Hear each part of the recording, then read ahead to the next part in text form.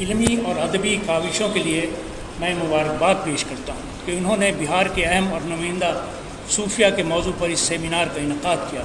میری رائے میں خانقاہوں کے لیے اولین ترجیح ہونی چاہیے کہ ان کی مجالس میں بزرگان دین کی تعلیمات اور پیغامات پر گفتگو کی جائے اور عوام الناس کی رہنمائی کی جائے۔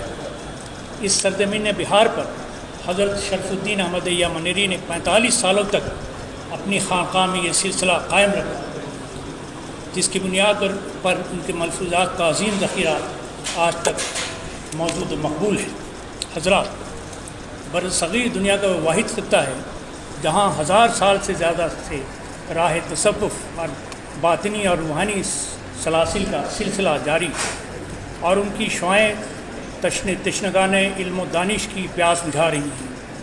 جادہ معرفت کی جو شمع داتا گنج بخش نے جلائی اور جسے خواجہ غریب نواز نے جلا بخشی اور جسے محبوب الہی اور ابو علی شاہ قلندر نے عوام الناس کے قریب کیا، اس کی تابانی سے پورا ملک فیضیاب ہوا۔ سرزمین بہار میں گرچہ مسلم سلاطین کی آمد کا سلسلہ پہلے سے تھا، مگر صوفیہ کی آمد کا اولین مرکز منیر رہا، جہاں امام تاج فقیر نے 1185 میں روحانیت کا پرچم بلند کیا اور اولین خانقاہ کی بنیاد ڈالی۔ مشرقی ہندوستان میں تصوف کا ذکر بغیر تذکرہ منیر کے نامکمل رہے گا۔ حضرت مختوم شرف الدین احمد منیری اس سرزمین کی اتنی قداور شخصیت ہے کہ آج بھی ان کے ملفوظات و مکتوبات اپنی مثال آپ ہیں۔ امام تاج فقی اپنے حصول مقصد کے بعد اپنے وطن واپس گئے، مگر اپنے صاحبزادگان اور ان کے اہل خاندان کو منیر میں رہنے کا حکم دیا۔ ان کے صاحبزادے حضرت اسرائیل ان کے جانشین ہوئے اور ان کے جانشین حضرت کمال الدین احمدیہ منیری، جن کا روضہ بڑی درگاہ کے نام سے موسوم ہے۔ انہی کے صاحبزادے حضرت مخدوم شرف الدین احمدیہ منیری ہیں۔ حضرت کمال الدین احمدیہ منیری کی نویں پشت میں خانواد تاج فقیہی ایک اور عظیم ہستی خانواد تاج فقیہی میں ایک اور عظیم ہستی عالم وجود میں آئی، جس کا نام ابا یزید تھا اور وہ خاص وام میں دیوان شاہ دولت کے نام سے جانے جاتے ہیں۔ ان کی پیدائش 1889 ہجری میں منیر میں ہوئی۔ ان کے والد حضرت شاہ عبد الملک اس وقت خانقاہ کی مسرت پر جلوہ افروز تھے۔ کم سنی میں ان کے والد کا وصال ہو گیا اور شاہ دولت کے ماموزاد بھائی مختوم قطب موحد زینت سجادہ ہوئے۔ حضرت قطب موحد لاولت تھے اور انہیں حضرت شاہ دولت سے خاص ان سے لگاؤ تھا۔ انہوں نے تمام عمر خانقاہی شاہ دولت کے حوالے کر دیا اور عبادت و ریاضت میں مشغول ہو گئے۔ متقدین میں شاہ دولت کی مقبولیت بڑھ گئی اور جو کئی لوگوں کو ناگوار گزری، اس بات سے شاہ دولت دل برداشتہ ہوئے اور گھر بار چھوڑ کر پیر کی تلاش میں نکل پڑے۔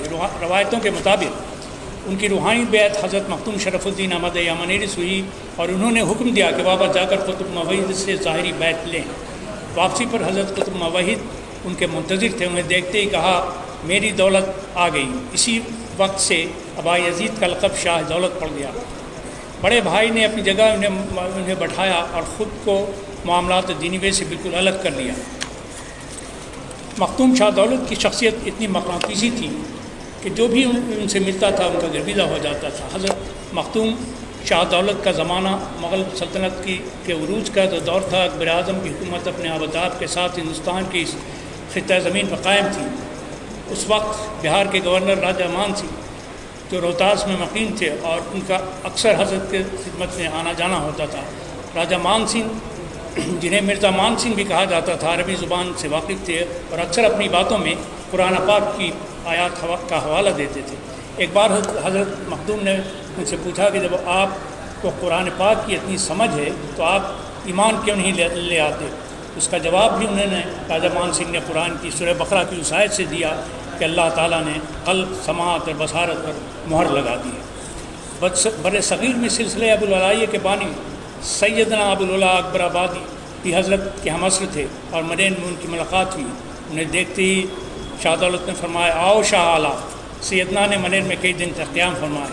اس خانقاہ کے بانی حضرت شاہ دیوان ارزانی کا بھی حضرت شاہ دولت کا دور ایک ہے اور روایتوں کے مطابق ان دونوں کی ملاقات منیر میں ہونے کا ذکر بھی ہے۔ عبدالرحیم خان خانہ اکبر کے نورتن میں شامل تھے، وہ بھی حضرت شاہ دولت کے مرید و مقلد تھے اور اکثر ان کی خدمت میں حاضر ہوتے تھے۔ ابراہیم خان کانکر سلطنت مغلیہ میں گجرات کا گورنر تھا اور مختوم شاہ دور کے بھی تھے۔ منیر مختوم کا مقبرہ انہیں ابراہیم خان کا تعمیر کرتا ہے۔ اس عمارت کے پتہ اور کاریگر گجرات سے آئے تھے۔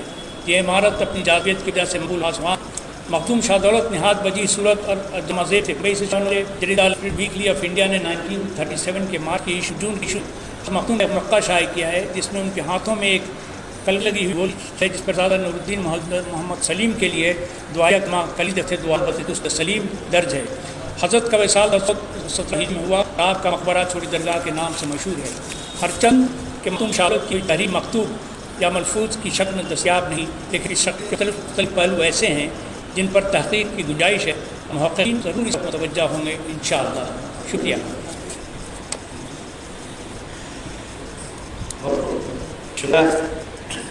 ڈاکٹر علی احمد فردوسی صاحب۔